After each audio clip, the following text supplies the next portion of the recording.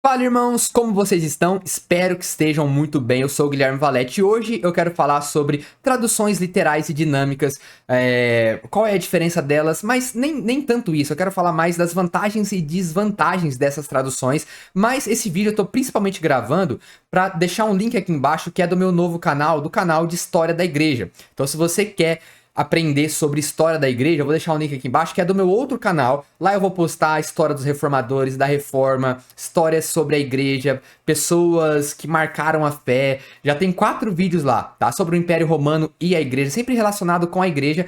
E eu não sou especialista nisso, tá? Eu tô aprendendo e conforme eu vou aprendendo, eu vou fazendo vídeos e passando a informação lá. E aí, se der certo a gente continuar e vocês gostarem, aí eu vou continuar aprendendo e fazendo. E aí vai ser um canal só sobre as origens da igreja cristã, beleza? Então o link tá aqui embaixo, mas no final do vídeo eu vou lembrar vocês. Então olha só, as traduções mais dinâmicas e mais literais que nós temos, quais são as vantagens e desvantagens dessas traduções? Vamos lá. Traduções, vamos começar então pelas traduções mais literais. As traduções mais literais, como a ACF, a ARC, né, que a Assembleia usa mais, né, a ARC. Também nós temos a King James 1611, a LTT.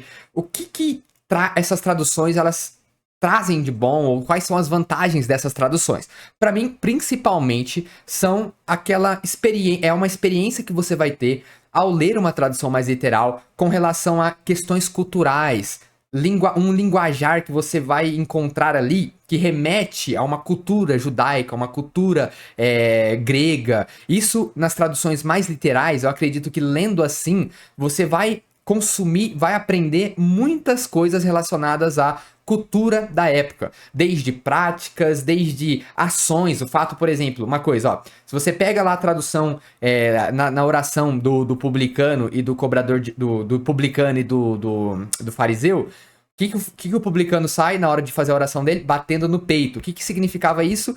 Uma lamentação.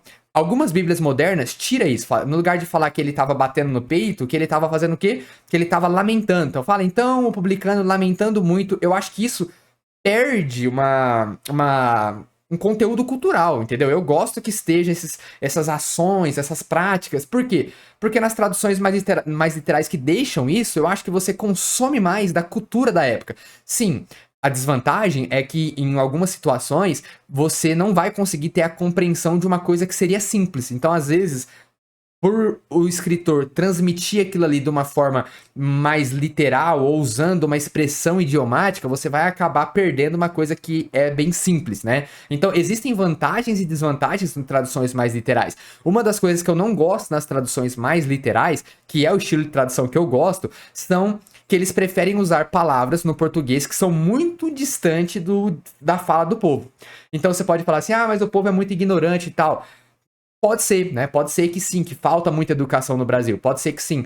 Mas eu prefiro ter uma Bíblia e usar mais uma Bíblia também, que você vai ler para alguém, a pessoa vai entender e já vai ter um efeito a sua leitura. Então, assim, a grande vantagem que eu quero trazer para vocês hoje de ler uma tradução mais literal é consumir as estruturas conforme os escritores quiseram transmitir. Você consome ali o estilo de escrita dos escritores particulares. Por exemplo, tem muitas coisas nas traduções mais literais que, por exemplo, Paulo escrevendo algumas coisas remete totalmente ao estilo judaico, ao estilo judeu de viver, e ele escreve no Novo Testamento coisas que você lê e fala, ó, isso aqui, com certeza Paulo está fazendo uma referência ao livro de Daniel, aquele estilo de escrita de Daniel. E isso você perde nas traduções mais modernas, tá bom? Nas traduções mais modernas, por outro lado, nós temos. Você consegue compreender, apesar de perder, né, a desvantagem das traduções mais modernas é que você perde muito do estilo cultural da época. Por exemplo, olha uma coisa que você perde numa tradução moderna.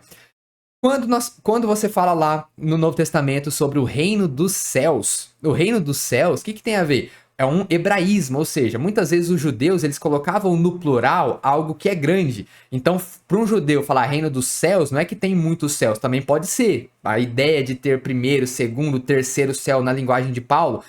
Mas também uma coisa grande para o judeu, muitas vezes eles descrevem no plural. Então, o reino dos céus é um hebraísmo, independente do qual exato significado, é um hebraísmo.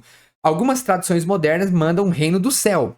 Eu, particularmente, eu leio, mas eu falo, cara, qual é o problema de deixar reino dos céus, né? E eu acho que nós perdemos nas traduções modernas, não em todas, tá bom? Em uma ou outra, né? Você vai acaba perdendo algumas falas que remetem muito a coisas que nós já estamos acostumados ou coisas que já estão claras na Bíblia, mas que nas traduções modernas muitas vezes nós perdemos. Mas nas traduções modernas tem uma vantagem também que muito estudo sobre tradução já é empregado sobre elas. Então, por exemplo, às vezes você está lendo uma Bíblia que fala, Paulo, apóstolo, segundo a fé. Segundo a fé, os estudiosos já entenderam que aquilo ali o segundo a fé é para promover a fé, para conduzir as pessoas à fé. Segundo a piedade, para conduzir as pessoas à piedade, por causa de estudos gramaticais que defendem que aquela preposição naquele momento, ela tem esse sentido de para promover, para conduzir. Então, nas traduções modernas, nós pegamos muito nessa questão de desenvolvimento de gramática, tá bom? Não é nada de desenvolvimento, sei lá, é desenvolvimento de gramática.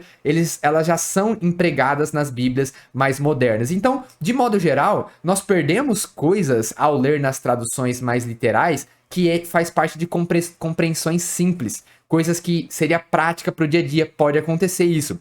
Mas nós também ganhamos muito um enriquecimento, tanto de vocabulário quanto de cultura.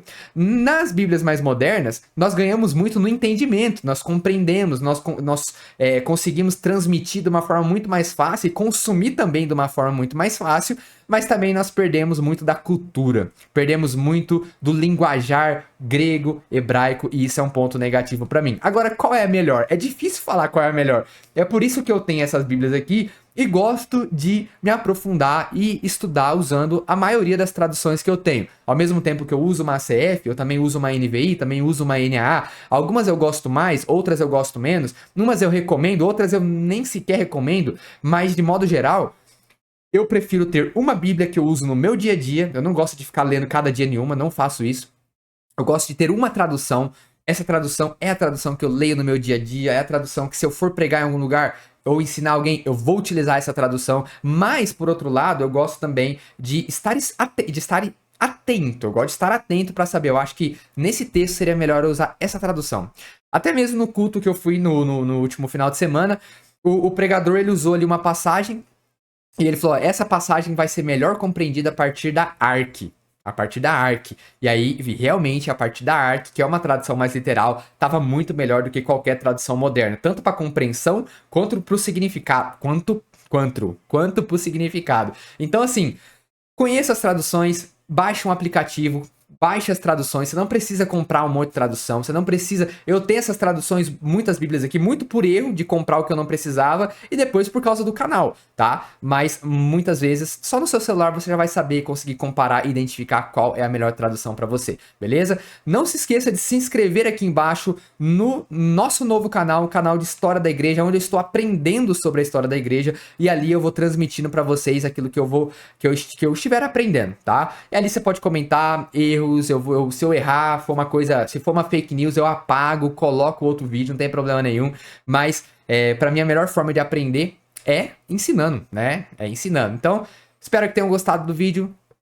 Vejo vocês no próximo vídeo. Deixa um comentário de ideia de vídeo aqui embaixo. Que tipo de vídeo você quer ver aqui no canal? Deixa um comentário aqui embaixo e eu vejo vocês no próximo vídeo. Até mais!